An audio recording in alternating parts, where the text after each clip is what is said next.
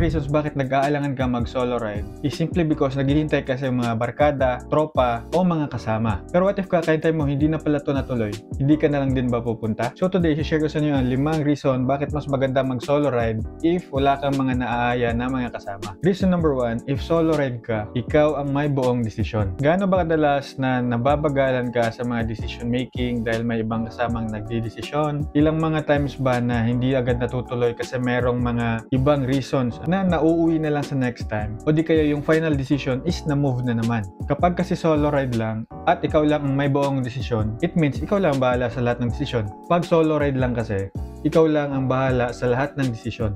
Walang kailangan na pag-usapan and walang kailangan na intindihin na preferences pag meron kang gustong puntahan. If gusto mo mag-explore ng ibang ruta, walang compromises and it's just a pure freedom on the road. Kapag solo ride kasi, ikaw ang bida and pag trip mo huminto and trip mo magkape sa bundok, walang makakakontra sa'yo. Number 2 naman is ikaw ang may buong control sa trip mo. Dito mo matatanong sa sarili mo if talaga bang ito yung gusto mong adventure o sumasabay ka lang sa trip ng iba. Sa group rides kasi, madalas meron talagang adjustments. Baka minsan may gustong magpahinga, baka minsan din yung iba baka gustong minto para mag-CR break o yung iba late dumating sa call time. Kapag solo ride, ikaw ang may say sa lahat. So if gusto mo mag-camping or if gusto mo magkape sa bundok tapos biglang napunta ka sa ibang lugar na gusto mong puntahan, wala ka nang pagsasabihan pa kundi dire-diretso na sa kung saan gusto mong puntahan. Number 3 naman is mas matibay ang confidence at growth mo. Kailan ka ba huling natuto ng mga bagong bagay na na-challenge ka? Kasi pag nagso-solo ride, we're putting out ourselves dyan out sa comfort zone talaga. And if saan wala ang comfort zone, nandoon yung growth. And because of this, magiging assertive ka sa sarili mo and mas magiging decisive ka kung ano ba talaga yung gusto mong tahakin or mga puntahan ng mga lugar.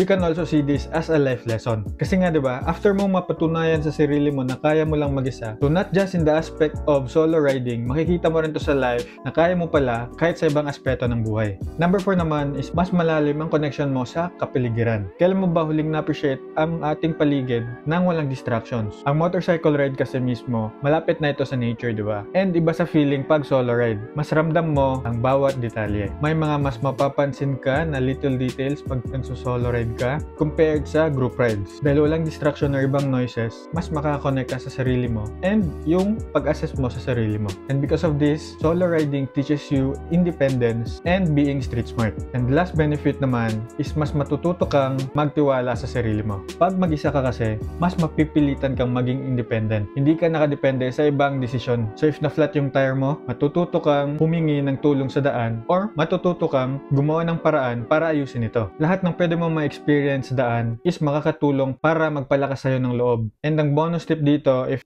magso-solo ride ka, wala nang hati-hati sa bayad. And if napasobra ka naman, edi kasalanan mo talaga. The reason bakit sinishare ko ito ngayon is because may pagka-introvert talaga ako. May mga times din na masaya ako pag kasama ko yung mga tropa ko, especially yung mga taong gusto kong kasama sa ride. But there will always be time na busy silang lahat or hindi tugma yung availability ng gusto nila sa gusto mo. And may mga times din na natanong ko sa sarili ko if maghihintay na lang ba ako kung kailan sila free or gagawa ko ng paraan para matuloy yung gusto kong puntahan. And kaya ko to ginagawa tong content na to dahil ayaw kong palagpasin ang bawat moment. And sa mga nagbabalak din dyan and sa mga medyo natatakot, ito yung reason bakit ko to ginagawa. Para malaman mo na hindi lang ikaw ang nakaka-experience ng ganyan. So ang masasabi ko lang is don't wait but create. Huwag mong hintayin yung moment, gawin mo yung moment. And magtiwala ka sa mga errors na okay lang yun.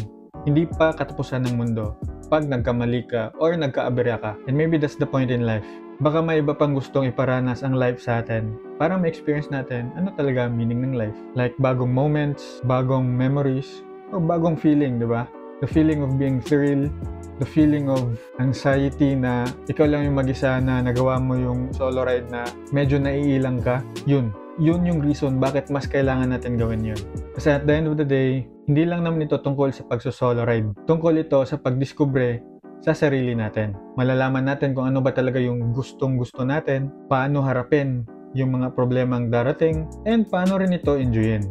So if matagal ka nang naghihintay sa tamang panahon o tamang kasama para sa dream ride mo, huwag ka nang maghintay ulit. Always remember lang na open ang kalsada and walang mawawala. So ang good news is, if nakapag solo ride ka na, may kasama ka man o wala, mag-e-enjoy ka pa rin talaga sa journey at saka sa adventure mo. Wala nang ibang makakipigil sa'yo kundi ang sarili mo. Go alone and enjoy the ride. And if andito ka pa, gusto kong malaman mo na nag-upgrade na tayo from GoPro Hero 8 to DJI Osmo Action 5 Pro. So napakaganda guys kasi sobrang tagal na natin tong gamit. But yun nga talaga yung kailangan na natin mag-upgrade into a better action camera nga kasi naririnig natin yung audio natin sa sarili natin dito na medyo nagpipik yung voice. So, ayun nga, if nanood ka sa mga previous videos ko, kaya hindi ako medyo nakagawa agad ng mga videos kasi nga, nasira din tong GoPro Hero 8 ko and marami na siyang isyong pinagdadaanan. So, napilit na tayo mag-upgrade into DJI Osmo Action 5 Pro. So, sobrang sulit and sobrang ganda kasi tong camera na to is maganda din panggabi. And yun nga, isa sa mga issue na na-experience ko dito is yung mga ilaw sa gabi dito is nag-circular something. So, yun, medyo hindi ko na type yung mga ganong klaseng experiences kay GoPro. Maganda lang siya if nasa daan tayo, yung mga nagsasalita. But if sa other situations, medyo alanganin na si GoPro Hero 8. So, napa-upgrade tayo. But guys, baka gamitin pa rin natin to for front cams, mga B-roll shots kapag nag-shot tayo ng mga videos natin soon sa mga adventures natin. But nonetheless, ito nga pala si DJI Osmo Action 5 Pro. If interested kayo mag-start ng motovlogging and interesado din kayo bumili ng bagong action camera, then maybe I guess I'll make a content dyan para matulungan ko din kayo anong klaseng action camera ba yung dapat bilhin nyo this 2025 onwards. Again guys, thank you sa inyong support lagi. Kahit hindi pa tayo umabot ng 1,000, nandyan lagi yung support nyo. Nagko-comment kayo, binibigay nyo yung thoughts nyo. So, I'll do my best din na gumawa ng mga videos kasi nga nabili na tayo ng bagong action camera para mas maganda yung mga quality and mas maganda yung ating mabigay na value set. So if nandito ka pa rin, gusto ko magpasalamat sa iyo. And if nakaka-relate ka sa topic na to, I want you to know, comment mo dyan yung mga experiences mo and I want to know your thoughts dyan sa comment section if meron ka rin gusto may help or may dagdag para sa community na rin naman natin yan. And if nakikita nyo yung shorts ko, gumagawa ako ng mga maraming content but mas makikita nyo ako ng mga short form content dito sa TikTok ko. So follow nyo ako dyan, pwede nyo rin ako supportahan by buying for those affiliate links na na-include ko sa description. And if gusto mo ng mga ganito pang mga content, you can subscribe to this channel, like this video, and comment your thoughts para mas mapag-usapan natin yan. Especially if gagamitin na natin yung motor natin para mag-solo ride. So always remember, tamang hustle hard lang, keep the grind, but keep it grounded. And see you on my next video.